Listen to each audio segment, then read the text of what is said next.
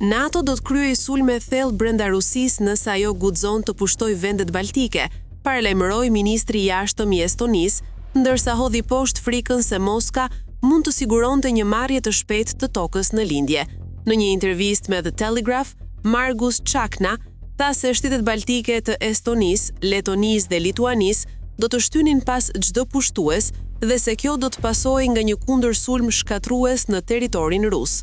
Do ta qojmë luftën në Rusi dhe do të kemi sulme të thella shumë thellë në Rusi.